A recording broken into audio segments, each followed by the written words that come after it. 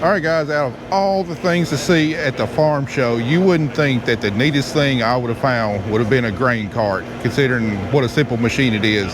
But I tell you what, this thing right here blew me away with all of its unique features on it.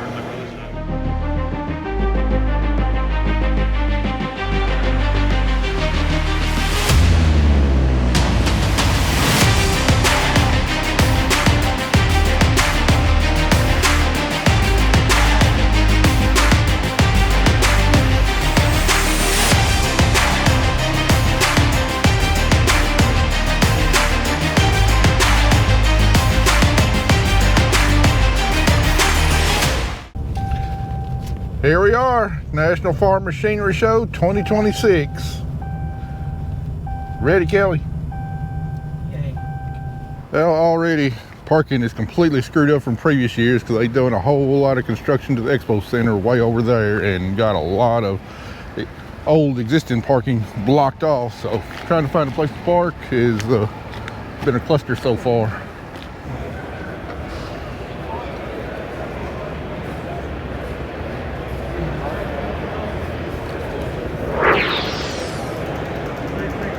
I'm sure as many y'all aware, we did buy a new Bush Hog this winter, and so our first stop over here is going to be the Bush Hog booth because I haven't actually set eyes on what we bought, but this is it right here. Now this isn't the exact one we bought, this is just a display model, but a Bush Hog 4120 is what we decided to go with. The general consensus is that Bush Hog is the best brand out there.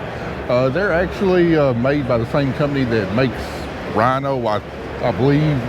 Not exactly sure how they're separated, but Bush Hog definitely has far better support and customer service from everything I've talked to with other people. And this 4120 is what we'll be bringing home hopefully in March sometime. Really excited to get this thing on our farm and do some cutting with it. Now, ours is going to be a little bit different from this one. We got the dual outside wheels. We did get the laminated wheels and everything, but look, it's got a completely flat, smooth top deck. Going to make maintenance and cleaning it off really, really easy. These things are built about as sturdy as any Bush Hog in the market, probably comparable with the Schultes. And Lord willing, this will be the last Bush Hog I ever have to buy. My main concern is going to be how high it picks up, because that was a big complaint with my Rhino. Well, as big as it was, it just didn't have a whole lot of ground clearance when it's picked up all the way going over terraces and everything. But this one's got a little bit higher pickup specs on it than what all the other models I looked at. Yeah, it picks up to 16 inches, where all the others I was looking at I think were somewhere in the 12 to 14 inch range.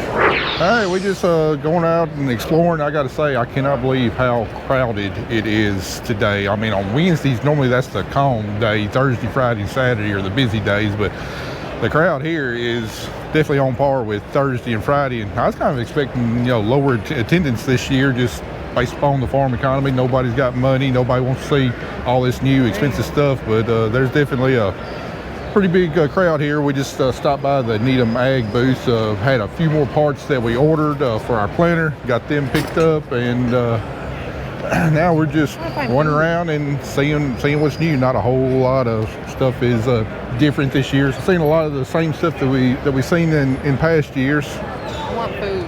But I think we're looking for the small vendors, the ones that this may be their first year here, tools, all that kind of stuff. So kind of stuff I really like looking at. Look who's on Farm for Profit. We got our friend from Lampley's on there today.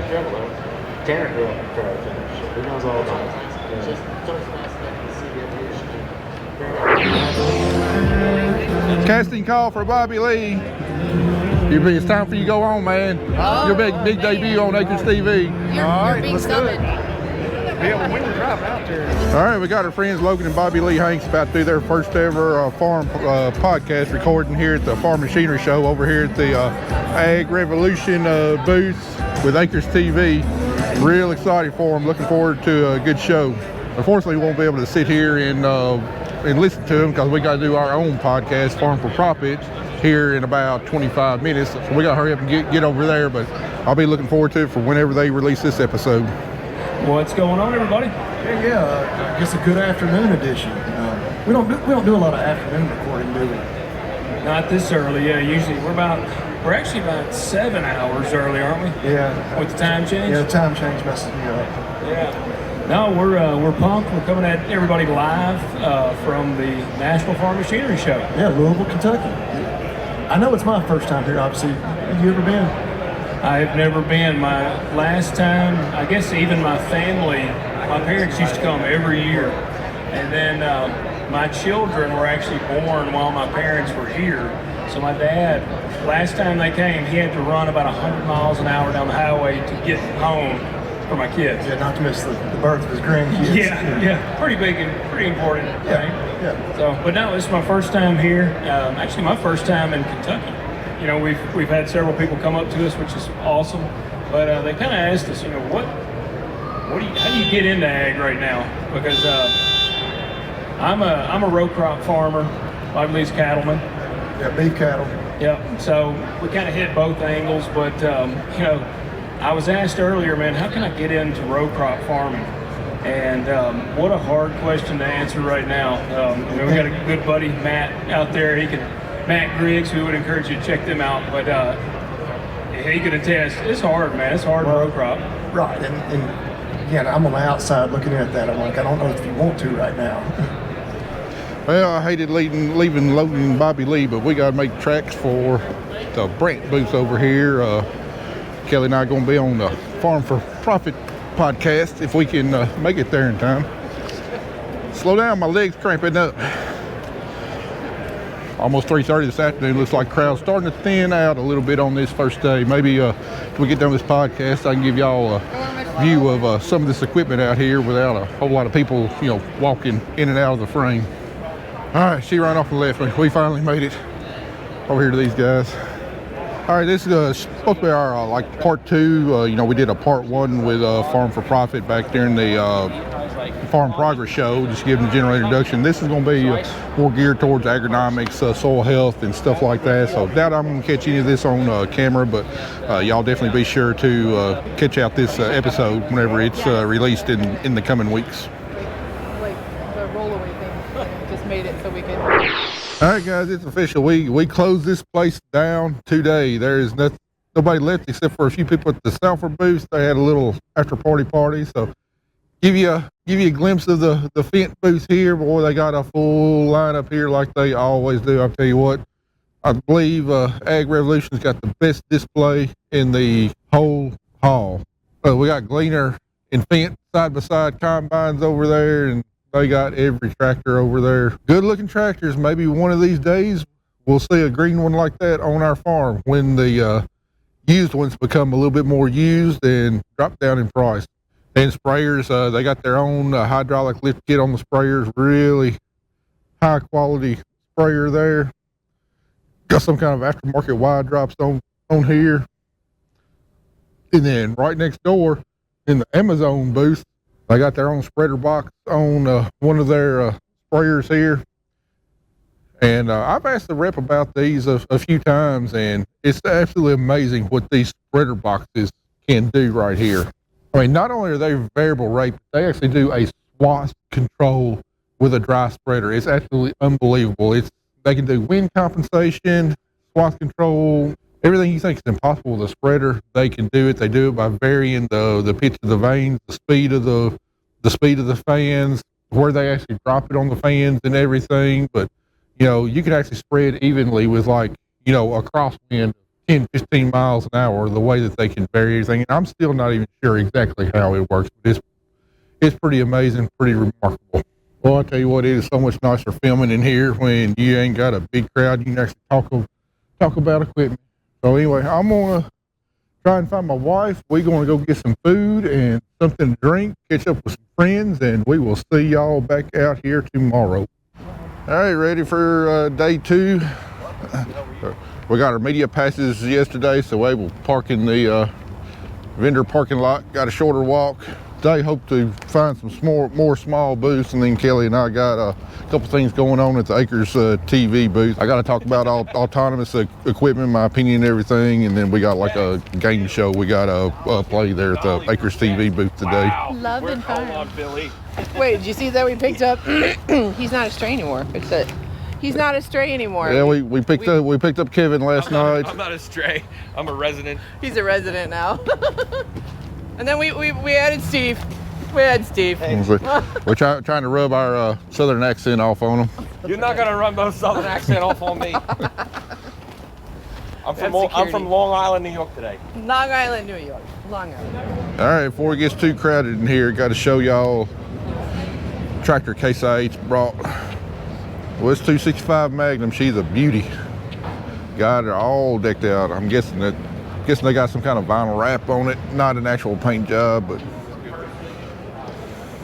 Good morning and welcome Black to the National rims. Farm Machinery Show. We're proud to announce that the Farmers Cafe is open daily from 11 a.m. to 4 p.m. The cafe is located Tinted windows. in the Freedom Yeah, Hall I like Farmers that. Center and can be accessed up the steps. This black paint on the rim. I wonder if this black paint adheres to the rim better than their traditional Case IH silver does. 3 cheese mac and cheese. Southern Feels like it green might be powder and coated. double chocolate cake.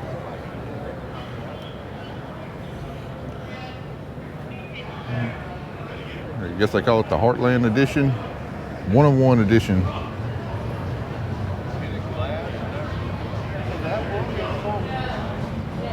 All right, got to show y'all combine too. Case IH brought the AF10. I think last year they had the AF11 here. I don't know why they brought the large single rotor out here instead of the twin rotor, but that's what they decided to bring.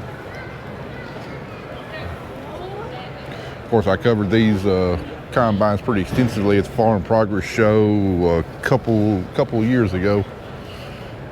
I know these things have got huge capacity, but just looking at the design of it and thinking long-term repair and maintenance, the flagship combines, you know, the 60s, the 50s, 40s, 30s, 20 series like I got, I'm still a big fan of those. I just think long-term service and maintenance, repair and everything is going to be a lot easier, more convenient on those models. Grain cart operates, and, you know, it's a relatively simple task like that, but then on the other hand, you know, having, you know, operated equipment in the field all my life, I'm thinking back to, you know, all the things I've encountered in the field that I don't know how you program a computer to be able to handle those same situations. You know, you have a tree fall out in the edge of the field. You know, you have a bearing go out on a disc and it'll lock the gang up, and all of a sudden you're dragging up dirt, or you get a rock stuck or a tree limb stuck in a piece of equipment. How are you able to handle all those different types of situations that don't ultimately cause a bigger headache for you? It's a really good question. So there's a number of things we do. So maybe I'll tackle the tree hauling part just to talk a little bit about safety in that. So recognizing that this system needs to be safe, we're going to put it all in the field. The farmers are not going to use it, they don't trust us. The safety is our first priority.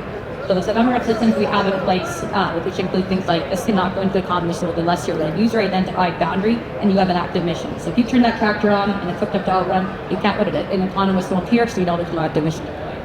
We also have a number of systems that are constantly checking to say, do we have control of all the things we require? So do we have control over steering? Do we have control over propulsion? Are we getting all the information we expect at the right time? If any of that's not present, we don't allow things to run.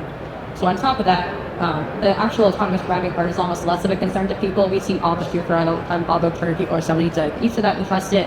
But the big thing people are concerned about is, what if there's something in the field I would see and stop if I was seeing tractor? And that's where our perception system comes in. So we do have 3 critical sensors as part of our perception system, and that is radar, LiDAR, and the cameras. And the reason we have all 3 is some slightly formed differently in different environments, having us to relates to the certainties.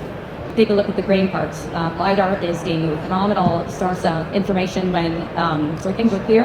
It uses lights and net reflections to determine where things are in the field. As soon as you have a lot of dust, if you're unloading a combine, that becomes blind, and that's where our ring system kicks in. So having all of those 3 layers and using that information together, just as an accurate perception system that allows us to determine where something is in the field, how far away is it, how fast are we going, what's that time to collision, and do we need to stop? Think about how it could benefit us. I know, like, myself as owner of a farm, when it's planting season, I'm typically in the planter tractor, but I'm also kind of the chief mechanic and problem solver. Something goes wrong, I'm the one being called, and I've got to stop the planter. If it's on my tractor, the tractor go plant a few rounds while I go diagnose this other piece of equipment, or like in spraying, one person could be spraying. The autonomous could be operating the sprayer while the operator is mixing up the next load and we're getting it ready to go. So it's not just about eliminating a potential person, even though it does have that possibility. There's so many other different avenues that we might not see on how we can hit that button and we can go do something else to really increase that efficiency. Yeah, it's a super important topic and a fun one to talk about here at the National Farm Machinery Show. So enjoy your day, everyone. Thank you for joining us. Hey, let's see what New Holland's got. Apparently they went cheap this year. Looks like the biggest thing they got is this T7 in the middle. Oh, look at the top of that cab. Oh, they went with the ugly styling. I hate that roof line. Oh, come on, New Holland, you can do so much better. Looks like this is a T7 225. They changed the front ends of them up a little bit. The suspension is completely different. I like the front grille. I like the hood. I absolutely hate the top of the cab roof line though. Looks like the cab suspension is completely different. Instead of having just like a coil-over shock, looks like they got a nitrogen-charged shock right there on the cab suspension. That's got to be an improvement over the cab suspension on my tractors. Looks like they incorporated throttle controls on the rear fender here too. Oh.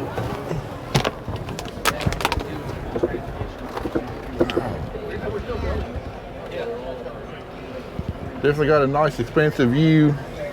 Wow, look at this. The controls are definitely new and improved. I'm assuming improved. Got kind of more fingertip controls on your hydraulics. All climate control, lights and everything. Definitely a lot sleeker. And then what is? That's a cooler. That's a place to keep my beer, my tractor beers. Oh my God, it is. It's your place for your You can cooler. keep a solid 12 pack in there. What the heck? For your lunch and your Coca-Colas. And apparently they gone to a really tiny display here.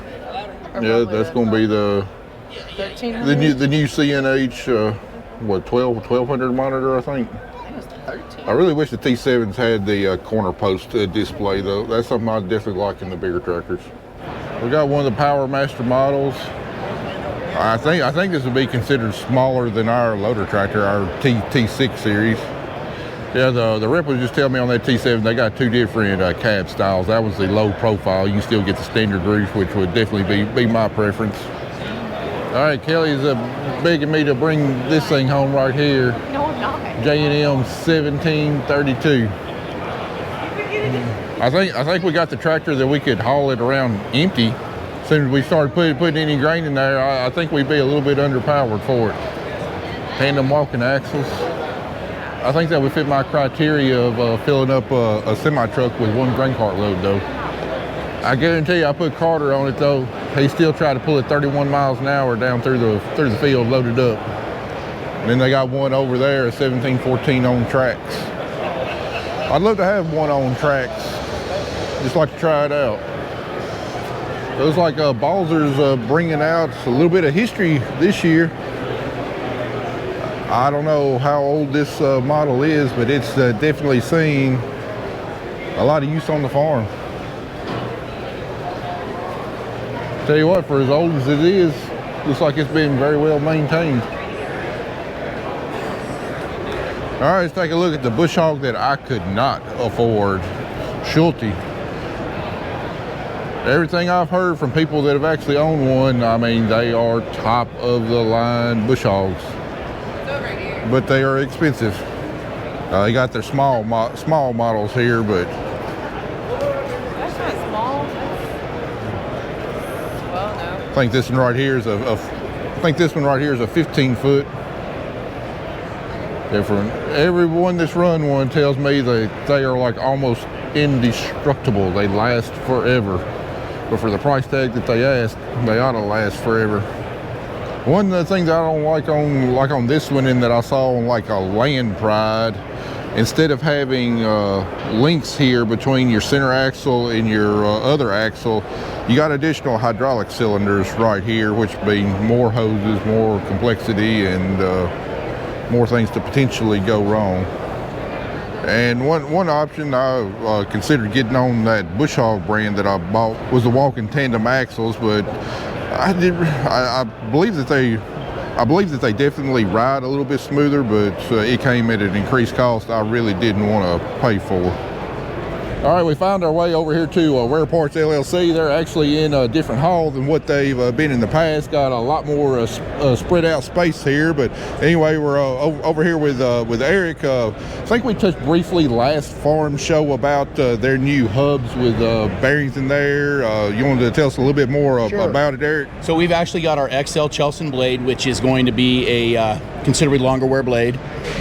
Then we've added in our integrated bearing housing, and basically the outer race of the bearing is the housing itself. It's a forged housing, so as you can see when you kind of look in here, there's no actual bearing that's pressed into that housing. It's actually the outer race. Tested a lot of rows of these in field testing, had very few failures, actually under 1%. Did really good with that. This is something that is going to be new. We are doing a limited release this year, but we are doing probably about 15,000 rows. So limited for us is maybe quite a bit for somebody else, but it's going to be a good option. So when it's time to replace, you don't actually replace a bearing, you replace the whole hub and everything. Absolutely. And did you say something like it's got got an additional seal or something there to keep out contaminants? It is. So the way that this seal works, it's kind of hard to see on the smaller ones, but the lips of those seals it's almost like a 7-lip seal. So it's got a lot more to it. It's very similar to the principle that these high-speed compact discs run with, where they've got the bigger bearings, but they've got to be totally sealed units so that they don't get those contaminants in there at the high speeds. That's the same exact principle that we've put into a seat opener blade. And based on the experience, it's very rare that I actually wear a set of blades out. Generally, my problem area is the bearing goes down first, and then you can try to grind off the rivets, put in a new bearing, and then hope the hub, hasn't walled out, and you got a nice tight fit. So having this new style bearing, I think you actually sent me a few blades last year that we're going to stick on the planter this year, start testing the life of those, and actually here in a couple weeks we'll be pulling our planter back in the shop, and just like the test that we did last year, we will now have 2 years worth of wear on some forged new and also the Chelson blades, and we'll measure the wear on them compared to the OEM blades, and based upon the results that we saw last year, I expect there to be a significantly less wear on both the Chelson and the forged new blades that we put on a couple years ago. Then also y'all started branching out into some tracks. You got some tracks over here you want to show us? Yeah, absolutely. Let's do it. Yeah, so here we got the newest division of wear parts. So we're doing rubber tracks, rubber pads, and bucket teeth and cutting edges for any construction or agricultural applications. Here we got some of our rubber tracks here. We got rubber tracks for mini excavators, skid steers, as well as mini skid loaders and agricultural rubber tracks as well. Here's some of our excavator tracks here. One of our newer designs with these zigzag rubber track, great application for snow and ice, as well as forestry applications. Really aggressive tread pattern, great traction. Some unique things that we've done with our in-house engineering team on the ag side is we've actually designed a new rubber compound, which will effectively make this an all-season rubber track. As everybody knows, once these guys get on, even whether it's May or December, they don't come off. So that's some unique things that we've done there. So are you making also tracks for your John Deere's, your Case IH tractors and everything else? Correct. So we're doing construction tracks as well as agricultural rubber tracks. Okay. Don't have any here at the booth today. So we all know tracks are pretty dang expensive. So are these sold at a discount over the ones you buy through OEM, or are they better constructed? How does that work? Yeah, absolutely. So where we want to place ourselves, as we do on the ag ag and tillage side, is we want to have the same quality as what you would get OEM, but a better price, and then really focus on the service. As we know, as everybody knows, when product breaks down in the field, we want to be able to. You need it next day. It's sort of like tires. So our goal is to have a two-day service lane for all of the lower 48. I know, like on like the disc openers I've been buying, I don't necessarily call wear parts and order them directly. I go through a dealer, and I think H&R and Tennessee Tractor there in West Tennessee are carrying a lot of the disc openers and everything. How do farmers go about sourcing these tracks? Absolutely. So you can currently go through the same dealers that you would buy wear parts tillage tools and purchase our rubber tracks from them as well. We also have a website where you can place online orders and order directly from us. So you can order directly. You can order directly from us. That's correct. Well, good deal. I appreciate it. All right, one of wear parts claim to fame's not only is the longer life of their disc over OEM, it's the precise tolerance on how they mount the hub and make sure that there's no kind of run out in your seating depth. Stays as precise as you can get. So Eric's got this machine mounted up with one of their wear parts blades right there. As you spin it, look at the gap right there on the gauge. There's no variation at all. So that means we're getting very precise seed placement. But you say you can swap them out with some of your OEMs down here? Tolerances that we keep are 50 thousandths on wobble, 60 thousandths on lope. And that is about half the tolerance of the OEMs. And that is guaranteed true. We've actually able to get that as a statement that the trademark office has allowed us to use. And we guarantee it with the no questions asked that if it goes on and it doesn't meet those specifications, that it doesn't work. This is what the majority of customers will see it a lot of times. Oh yeah, there's I don't know, probably an eighth of an inch difference wobbling right there, and that's just because that bearing is not precisely placed and riveted in the center of that disc right there. So, your planing disc could vary by an eighth of an inch or so there. All right, well, Eric, something else we hadn't talked about caught my eye over here. You got some Sure. You got some parts for cutter bars here? We did. We have started carrying sickle sections and also cutting teeth, flail knives, individual guards. This is something new that we started doing, so we've got our harvest parts section now that we're working on. We are a Schumacher and Radura dealer, also web cutting parts. We've also got some hardened materials here that we're starting to carry as well, where it's actually been hardened. And you can see this where the surface is a little bit darker, but it's got a hardened, it's almost like an anodized or some sort of material where they just gives a lot longer wear life as well. So as we try to do with everything else that we've done, just step up a little bit and do a little bit more here that we can do. Well, what different types of platforms have y'all got parts for? Hopefully, like your MacDon, your Case IH, your John Deere. On the MacDons, we've got from the 75 series, 65 series, all the way up to, I think, is it a 100 series, I believe. But all the major John Deere, New Hollands, all of that, we've got full catalogs now that come out with all this stuff. A lot of this is getting put on the website. So everything that you want can go through there, and it's a complete catalog. It cross-references all the other major competitors, OEM brand part numbers, and so that it's a real easy guide to just go in there, open it up, and say, hey, this is what I've got. This is our part number. Give us a holler, and you can pick it up. Well, I believe I'm going to grab one of those catalogs because my knife and my MacDon Draper probably going to be ready for replacement in the next year or so. You bet, absolutely. All right, we're here right here at the guy's booth that makes the attachments that go in the tractor that suction cup to the glass, your cup holders and stuff right there. And he's got one 3D printing right there. First time I've ever seen a 3D printer in person, and I got to get me one of those. That is super neat. And I believe these 3D printers gotten pretty dang cheap. Just making that out of that spool of plastic up there on top. I think it's just amazing how these things work. I can think of so many different applications of me using a 3D printer on the farm. Anyway, just looking at other stuff he makes, it's not just the stuff that sticks to the glass that holds your phone and drink and everything like that right there, or like that. He's also got these 3D pieces like a hydraulic oil fill on a tractor, threads in there. We all know that hard to hold a funnel in there, and it's basically a funnel holder that threads into the hydraulic outlet. Got different tool holders and can holders here. Got a wide array of products and coming up with new stuff all the time. You want you on, contact him on that right there. We just got caught up with Jackson there, and Rob Sharkey asked for a new trivia contestant, and Jackson ran up there to do it. There's no way I would go up against Jackson in trivia. From Indiana. All right, how old are you? All right, looks like you're ready to go hunting. First question. What colors are John Deere tractors? Green. And? Green and? Yes. Okay, you can answer because you're trying to beat her. Yes. Okay.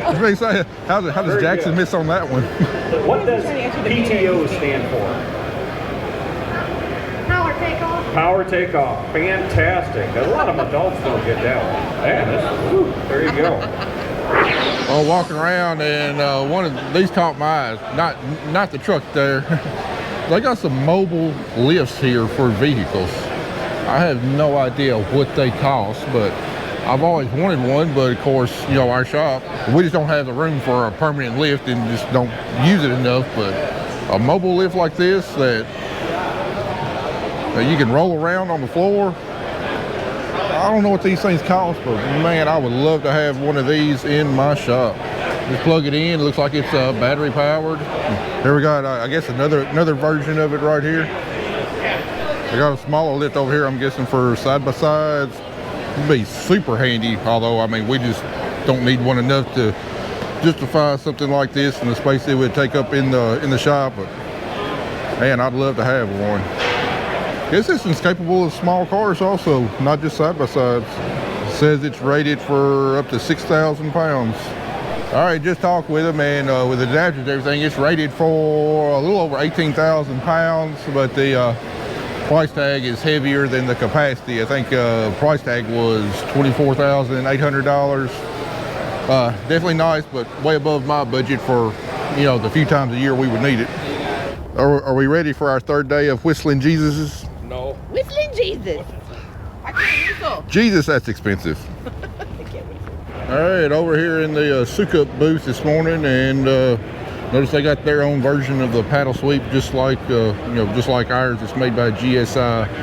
Definitely got a lot different tire on it than what ours does. I don't know how much I like that, but other than that, a lot of it looks the same. My big question is the gearboxes on these on this thing, is it more durable than the one on my GSI version? But other than that, it looks like it does pretty much the same job that ours does. I think we found out what needs to go on the 4440 right here. I'm afraid this thing would break the frame in half though.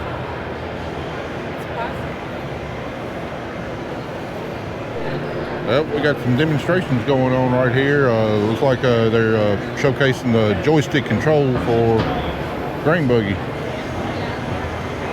It's Elmers grain cart. Never heard of that brand. I do like that pivoting telescoping spout up there though. Looks like it got 360-degree rotation. Oh, and then you can raise and lower it. You can move the auger too, not just raise and lower. It also pivots. So what number is on there? 1300. That ought to get our jet trailer loaded up in one load. They got a water tank mounted on here with a hose reel and spout. I'm not really sure what the reason behind that is. It even comes with a grain scoop if you happen to turn the spout the wrong way. And then if that's not big enough for you,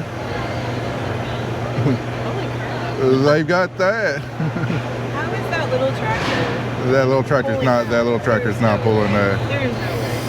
That's a Apparently they got 8,250 and 5,500 bushel capacities.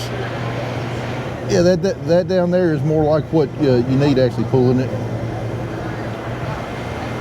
Now, I think something like that, look, the wheels pick up. That's just something you pull empty to the field, park it, and I guess just use it for temporary storage, and then have your semi trucks drive up under the auger. So that's all that is, just temporary storage. All right, I know we did just a quick walk around looking at it, but there's enough unique features on this thing. We're going to come back later this afternoon and do an official walk around, let the salesman demonstrate everything, because this is one of the most unique and neatest grain carts I have ever seen. So y'all stay tuned. We'll be back later this afternoon, do an official walk around and be able to show you all the features on this grain cart here. All right, this vendor's been here for the last several years, solar panels, but that's kind of like a hot topic in agriculture, solar farms taking over ag land and everything else. So this company's got a pretty unique sign out here front, that kind of made me chuckle. So they're definitely in the solar business, but they're not interested in solar farms and taking over your ag land.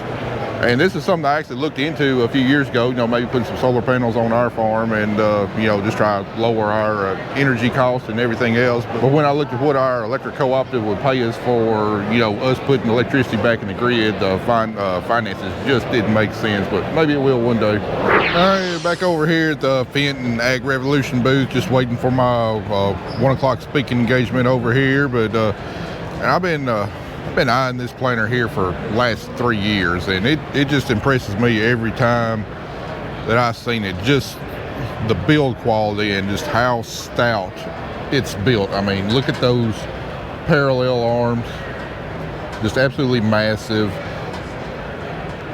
Precision planting is completely integrated on that. Y'all know my opinion of precision planting. I'm mighty fond of it. They've got some great systems that worked fantastic for us. And about the only thing I would change on this planter right here is I put me some furrow force for the closing units rather than those type of closing wheels. But I don't think this is something we'd ever be able to use on our farm. I really have my doubts that this comes in a 38 inch spacing. But if it did, I sure would love to try to plant some cotton with it. And I'm not sure when you're planting wider rows, like 30-inch rows in this case, what happens to the splitter units, how they raise up. I don't know if it uses the Delta Force cylinder there to pick the units up off the ground to where they're not dragging or what. It's one of the questions I got about it. But tell you what, she is a good-looking planter, super heavy built, really rugged, and wish there was some way I could plant some cotton with it one year. That's the different spacing options it comes in, anywhere from 30-inch, 20-inch, 15-inch, and so on. I mean, just looking at the way they got the hoses and everything laid out. I mean, nice and simple. A lot going on, but if you need to get to something and replace it, I mean, it's all nicely laid out, organized. I really like the idea of, the way it picks up. It just picks up the whole toolbar rather than just raising the row units. Got to imagine we got lots of ground clearance on this thing. I don't know if I'd ever want to have to work back up in here where all these hoses go to, but compared to all the other planters I've seen, I mean, it's about as well laid out as you can get it in such a tight spot. I mean, really well thought out planter. We got another good looking planter over here, the Massey Ferguson planter, a lot more traditional design, but I mean, looks like the build quality on this is pretty stout too. I mean, got nice big parallel arms. I mean, precision planting is also integrated fully into this one also. And a really good looking planter itself. I don't know, I know this one's set up on 30-inch rows, and I imagine that's probably the max you can get. I doubt you can get it in wide row too, but another good looking planter from this company. One thing I really like about this planter, I wish I had the money to outfit our planter, is with its own PTO pump for all the hydraulic demands from this planter. I know we could really use it on our planter because our hydraulic capacity on our tractor is pretty much maxed out with everything that we're doing. And then Massey Ferguson tractor. I've never run Massey Ferguson before, but I tell you what, they got one good looking tractor right here. I mean, she's pretty. What do y'all think? Would it look good on our farm? I mean, at some point we are going to have to upgrade tractors. And as long as we're in this area, show you the Fendt Ideal Combine. Got a twin rotor design. I really like the sides of it. Nice, clean sides. I mean, everything's nice and wide open, easy to access. You got to work on it, especially this side over here where all your drives and stuff are. I mean, got a lot of hoses and pipes and everything, but I mean, everything looks real well laid out and easy to access. And when I'm looking at equipment, that's one of my main concerns. How easy is this thing going to be to work on it and repair? Because most likely when we're owning it, it's not going to be under warranty and we're going to do all of our own wrenching. And I would show you up in the engine bay, but there's a pretty long line to climb up there. But it's pretty similar to Case H's AF10, AF11 design. Not so easy to work on up there. Everything's kind of cramped and like the engine's difficult to access, and not a fan of that part, but the rest of the machine looks pretty dang good. And right next to the Fendt Ideal, we got the Gleaner. I mean, nice, simple combine. I mean, that's what they're known for. Simplicity, lightweight, everything else. Supposedly they do a good job. Never run one of the new ones, but I do have a special place in my heart for Gleaners. Gleaner K2 was the first combine I ever operated in my career. So I've always been interested by the Gleaner combines. And one thing I really like about the Gleaner combines is how easy the rotor is to remove. Take that panel off right there and that rotor comes right out the side. Supposedly like 45 minutes you can have it out.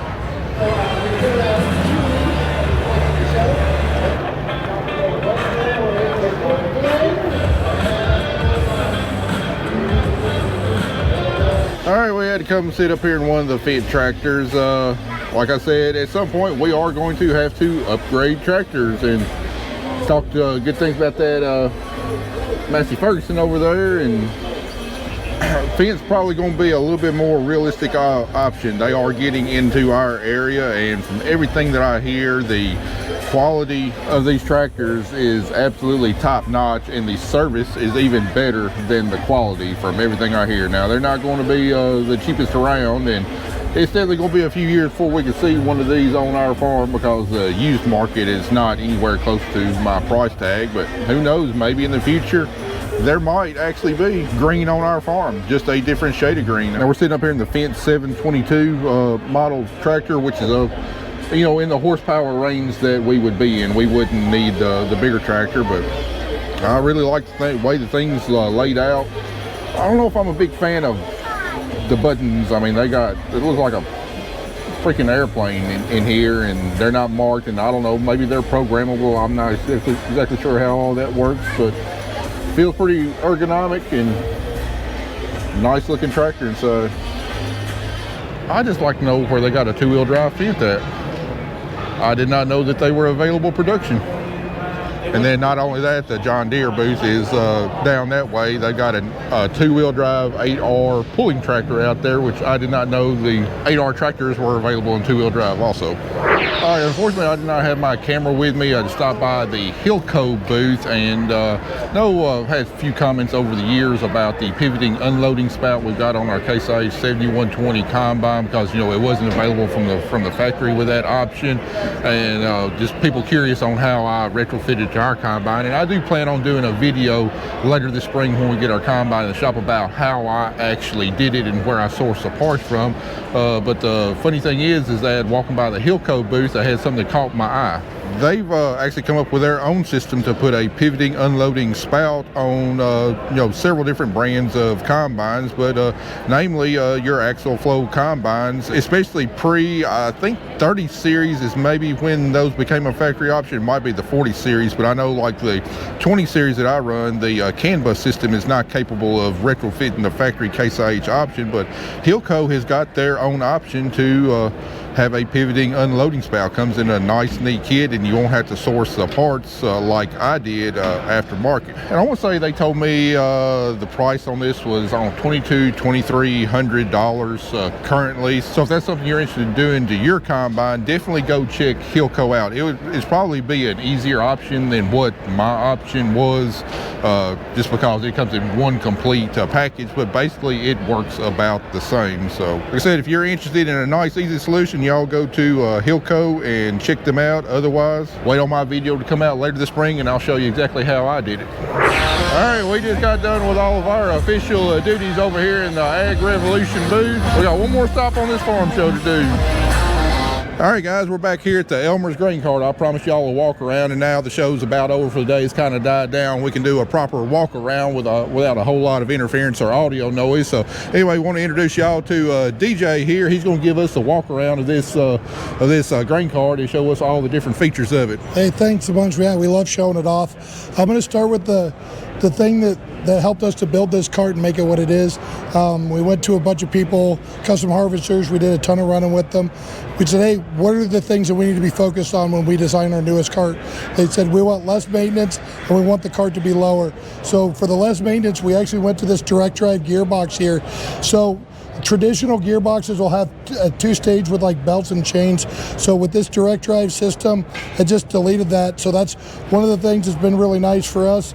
And then a traditional grain cart, we will have the drag auger will come out on a dual auger and dump down and into a sump, and this one actually comes and these work together, and it kind of moves the grain from the lower to the up and it pushes it up, so it's super efficient. This 22-inch auger does right around 1,000 bushels a minute, full open. So most competitors on a 22-inch auger will be doing about 800, so we're 20% more efficient. We believe that's from your grain being down in that sump waiting to get picked up. That also means there's less wear and tear on this lower vertical auger because it's working with, not against the auger otherwise. So there's still wear over time, but not like you used to see or you do see on a lot of the competitive and even the what we call the Hallmaster 1.0s that we built before this one. You'll see a green flashing light that's new this year. So this is a moisture sensor. It's an option, but yeah, it'll tell you the moisture of your commodity going through there. If you do slug this cart, we do have a handle here we can pull out, and we'll pull this down, and that will disengage the entire drag auger. So you'll get back in the tractor, run out the vertical, and then get back out, and that should allow you to go. So you don't have to dump the grain out on the ground or anything like that. So keep you going, keep you rolling. On the old ones with the belts and chains, you'd have to figure out a way to loosen the chains or the belts to do that. So, you know, ours is just a simple pull and go. Coming around the side here, I really want to focus on the fire suppression kit here, or fire suppression option. So there's 150 gallons of water goes in here, 50-foot hose reel. I'm gonna be honest, like, you know, like Iowa, Illinois, we didn't see a lot of sales of this option. But then last year, I got a ton of calls from people when it really got a little drier, and more people, like it used to just be kind of a wheat country thing, and more people are picking this option up with the price of what a combine costs, what a tractor costs, to be able to save a piece of equipment, not to mention, that fire gets a lot out of control, saves the firefighters, the fire department a lot of time and money if you just put one of these on here. Yeah, and when I was initially walking around this, I saw that and I figured it's for water and, the hose and stuff. I guess it'd be good to clean off your windows, but it didn't cross my mind to use this as a fire suppression system. Fires on combines are a real risk, and what's going to be the closest piece of equipment out there to a combine if it catches on fire? Obviously the grain cart. So if it's carrying a fire suppression system, this could potentially save $400,000, $500,000, $600,000 machine. We were talking about getting that lower maintenance was one of the things, a big ask when we built this cart. So we switched over to oil bath hubs, so you could really look and just see where your oil's at and make sure it's all good. Well, not only the hubs, but the bogies. Yep. And tell us a little bit about this. Track system here. Not only can it be used on the grain cart, but if you got other pieces of equipment, they can be transferred. Yeah. So if you want to look right, actually here, this is a different piece of equipment that somebody would run in the spring. So they'd run them on their grain cart in the fall, pop them off and throw them on something different. We have other examples if you go to our website, fertilizer carts and things like that. So that's just a perfect talk. So we actually designed these to mimic a 900 series ag tire. That's why they're so tall. So they roll almost like a tire, which is really nice. These rode super nice. I'm not going to say a speed that you should go or we would take them, but these pull very nice as long as you keep them aligned and they're tracking right. Everything's, you just hammer down and get her done. Especially these tractors are getting faster and faster. So, we're trying to build a track that'll keep up with that. Well, the other guy was telling me when they're testing these tracks out, they like actually hook them behind a semi truck and carry them like 60 miles an hour down the road. That might be true, and I've been told by my product support guy I can't talk about that anymore. But we don't advertise it. But yeah, no. During testing, we definitely put everything. And I've heard that story, and I talked to the guy that did it. We still flat tow these behind semis when I do demos. When we do demos, as part of my job as a territory manager, I'll go on the demo program because it gets me really good seat time. That's why I feel like I'm so confident with this. But yeah, so and when going down the road, like no need for like talc or anything to talc the rollers. Or that's a good point. So it depends on, like, if you're coming out of the field, that depends on how far you're going. So the first time you're going to want to throw talc, if you're taking them from a dealership to the farm. But once they've been in the field, typically there's enough on there. So you might want to keep some on hand in case you end up going further on the road. But no, typically it's not a big deal. And to remove the tracks and swap them out, I mean, what all is involved in that? All right, so these tracks run on a closed loop system, so they're actually with each other, and then we can actually turn a valve and then undo on the back the hydraulic fittings, and then that means that it's all on its own system here, and then you just pop off these 10, and you've got some fork holes here. So yeah, that's basically what's involved. Is you want to get the hydraulics, because these hydraulics are tied together, and we'll look at that at the front later. Okay. How that system keeps tension on these tracks.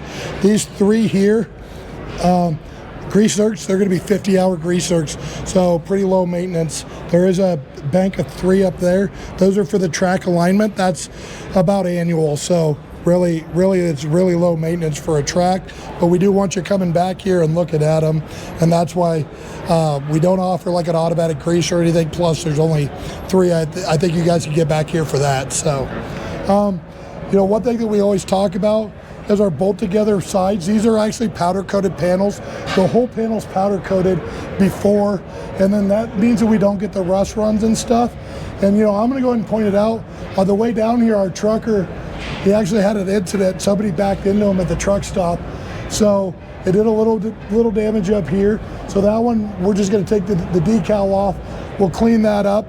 But this one, we'll go ahead and pop this whole panel out and replace that panel. So we have guys that have backed their combines into their carts and stuff, and they're just baffled at, because on the other carts that are welded together, you got to call in a specialist at a paint shop, and it turns into a whole ordeal that can shut you down for a while. So the clean out, we're gonna want to get down probably, but it goes the whole length. These dual auger carts, one thing that people love about them is how well they clean out. And so this system goes the whole length.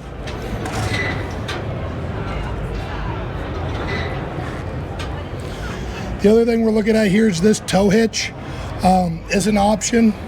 It says for header transport only, but here's the pin. We do have a thing if you do want to pull a header. But then also these are for tow straps. So use your imagination on what they've been used for. These are bolted straight to the frame. Well, we won't talk about that, but that hitch has been used for things other than pulling a header trailer before. Yeah, if you can imagine what a custom harvester can do, they've done it with this cart. We actually appreciate the testing they do for us. Here's one of our few grease points. There's 6 around the cart, so that one's every 50 hours as well. You come back, you can see the window. So there's a big window up front. I guess we'll look at that on the front, but you can actually see through the front and back going down the road. We still do have a camera option that some people take or put their own on. There's a ladder. It's standard. And there's also one inside, so safe to get up and in. It goes all the way. It goes to the grate, to the deck, to where you would stand. So. And this ladder right here is one of the really unique features I love, because on most every other grain cart, the ladder is going to be on the front where the auger is, and you've got to climb over the auger to get inside the grain tank. And when I was in my 20s, that wasn't an issue. I'm 46 now. I'm not as limber as I used to be, and having one here on the back that you don't have to climb over an auger to get in there to clean out problems or to do a wash up or anything like that. I really like that auger here, I really like that ladder here on the back. That's what we're here to do, is make this a very user-friendly, easy-to-use cart. So we're back on the other side now. The other thing I want to talk about is the grease zerk here. This is for your hanger bearing. So that's number 2. We've said there's 6 around the cart, not counting the ones on the tracks. So if we come here, We can see there's a grease zerk here, and if we look way up there, there's also a grease zerk. But when we fold this down, it's actually right down here. And then there's going to be a grease zerk on the top and bottom of the whole tube there when it rotates. So while we're here, tell me about the track tension. Yeah, that's a great point. So right here, I'm actually looking at what both tracks are tensioned because they're on a closed loop system with each other. It comes up here. So if I actually need to do this, what I'll do is, since we use the Connect Pro system, which we'll go over in just a minute, I'll usually grab my phone and I can actually use the fold and unfold feature from my phone with the Hallmaster Connect app, and I can actually tension and detension the tracks myself. I don't have to go get an extra charging line. I don't have to go get another tractor. I don't have to ask my wife for help because God knows I don't want to do that. I'm joking, honey, I love you. But no, so this is a very easy to use. We want you looking over your shoulder, making sure everybody's seeing somebody with a track slapping as they're going down the road. So you're watching that gauge right there to make sure your track's staying proper. Yep. So it's closed, so it won't just move all the time. But like over time, you know, it will tend to drift. So like I'm from Iowa, we start harvest at about 90, 100 degrees. It feels like, and it ends when the snow's in the ground. So there's going to be some, you know, settling of your hydraulics and stuff and your tensioners on your track. So you just want to make sure that that's not, because your tracks will start slapping, and that causes a lot of wear and tear. And we've seen a lot of other competitor carts, so that's why we came up with this system. And it's not just on the transfer track, all of our carts have this set up. So we're going to get into our Pro system. So our Connect and our Pro system work together. This is going to be our app with it's our own scale system that we make. As far as we know, we're the only manufacturer that makes our own scale system. The problem was we just weren't getting a lot of stuff that we wanted. We were having trouble getting it done by other people, so like every good person, we just went out and did it ourselves. So let's start with this joystick here. Okay. So what we're going to do, we're already unfolded, so let's go ahead and hold the down to show you how far down this thing comes. You're just going to, yep, if you hold that, so it actually comes all the way down. Don't be scared to hit them, they're fine over there. So it actually comes down to 8'6". Nobody's that tall over there as far as I can tell. So if you're going into like a grain bagger or something like that, or like sometimes you'll be a little higher on the if you're loading off a hill or something, so you really get close. We can also set a limit. Since this is our system, I can go in and set how low that goes. Okay. Let's go over the spout next. It's a multi-directional spout. So let's just, well, yep, you can go back up, but let's do the spout real quick. So if you want to look over there, it's kind of hard to do both, but so then go left and right. It's pressure. Go ahead and hammer on it. Make a move and go back the other way. Don't be scared.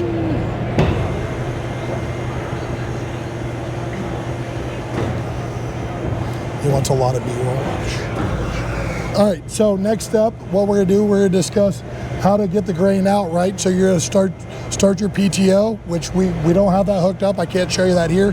Yep, we're gonna open up the flow gate.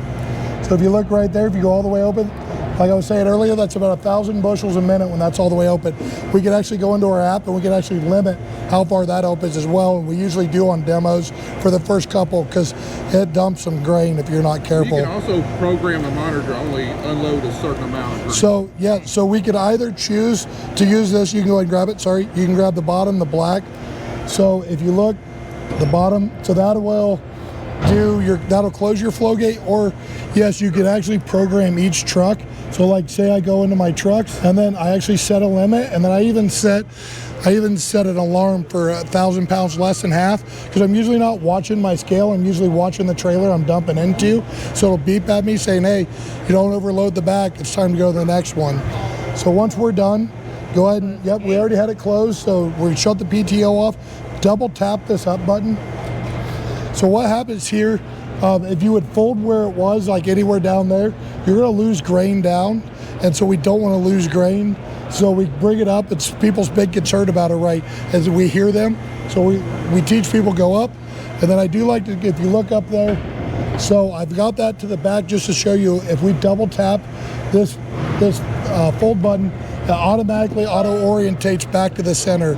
Okay. And now that it knows it's going to the cradle, it will not even let us go left and right if we try. We can go up and down, but the computer's saying you cannot go that way. It will not let you. But if you watch how we go, it's going to slow down because it knows where it's going.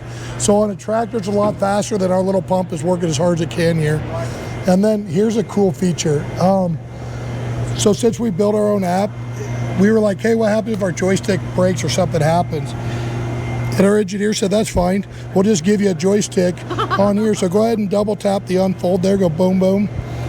And if you look up there, so everything I could do on my joystick, I could do from the app. And I usually, like I was saying, when I tension my tracks, I just stand there with my phone and run this cart. So it's not really how the joystick's definitely the easiest way, the best way to run it, but we do a lot of redundancy backups because we want to keep people on the field and going. And because all of this is electric over hydraulic, you've only got one hydraulic hookup, right? That is correct. So you'll see a couple extras up there for fire suppression and for our hydraulic jack, but if you look down there, those green ones are hooked up to our little pump that runs up into the cart. So one more thing that I'd like to show people is, since we make our own scales here, I could actually go in if I ever have a scale issue, which people have scale issues a lot, and if I ever have a load cell issue, I can literally come in and just see which load cell has an issue. So like a lot of manufacturers of scales, we like them. I'm not saying anything bad, but if you call them, you say, hey, I'm having a scale issue, they'll say, sounds like a load cell. You say, hey, which one? And they're like, well, you should start at the front and work your way around. So they're kind of keep unplugging them until you find when your problem goes away. Yeah, no, 110%. So, nope, that's basically the rundown of it. Do you have any other questions or any other things that? Well, I think you about covered everything. You definitely answered all my questions. I mean, several unique features I've not seen on any other grain cart here. And trust me, there's a lot of grain carts at this show, but there's a bunch of really just neat stuff on here that is an improvement over the traditional design. We didn't even talk about the right-hand dump. Now, I know Kelly and I have talked about this, and she doesn't necessarily like the right-hand dump, but if you think about it, it's intuitive, and grain carts and all their history have been built backwards with left-hand dumps. I think once we get used to a right-hand dump, I think we will find out that it's far superior, and hopefully one day we will have a right-hand dump on our farm. But I mean, this looks like a fantastic built grain cart.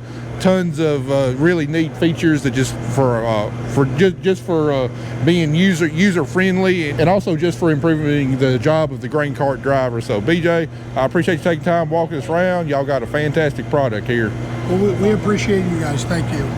All right, one other feature I want to put out is this digital scale display on the side. Y'all know how many plots we put in. You know, I've always got to holler on the radio to Kelly or Carter or whoever's in there monitoring scale, what the weight is and everything. But having that display on the side, I mean, it's not necessary, but you talking about making a job easier on all our plots. I want one of those on my next grain cart. All right, 3 days here at the farm show. My feet, my back are shot. My eyes are killing me. I missed my bed. We had a fantastic time. Built a lot of connections. Saw some cool stuff. A lot of the stuff is the same as last year, but we tried to pick out the new stuff, the unique stuff, and show it to y'all. Hope y'all enjoyed it. I'm ready to hit the road. Not astray anymore. I'm not astray anymore. Yeah, want to give a shout out to Kevin here. Been along for the ride the whole time. For 3 years now.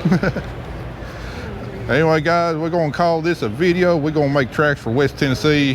All the fun and games for the year is over with. It's time to get back to work. Appreciate y'all watching. Back to Jersey. Back to Jersey for him.